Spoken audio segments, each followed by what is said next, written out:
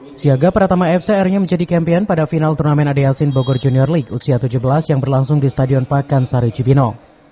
Siaga Pratama berhasil mengalahkan Saradan FC 2-1. Kedua tim bermain alot saling serang, namun hingga peluit panjang kedua ditiupkan, Siaga Pratama berhasil mempertahankan skor.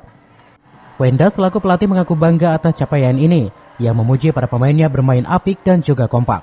Hal senada juga dikatakan Galis selaku kapten. Ia berharap kedepannya bisa menjadi pemain hebat yang lahir dari Bogor Junior League. Pertama kita agak kaget sedikit ya Om, karena kemasukan di menit-menit awal, tapi alhamdulillah anak-anak punya mental yang saya bilang kemarin itu bahwa anak-anak sudah siap juara dan anak-anak sudah memiliki mental. Memang anak-anak ini udah 5 tahun ini tidak pernah saya pisahkan Om. Jadi tim lama dan insya Allah ya ini bonus anak-anak lah juaranya. Itu terima kasih. Tadi kan awalnya kita main delay kan.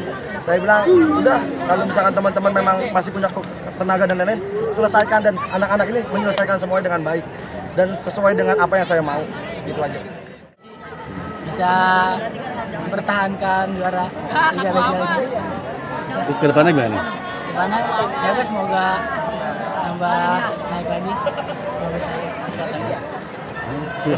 Target sih bisa League Pro atau Bismillah sih Timnas Indonesia. Dari Pakansari, Cevi Suryadi melaporkan.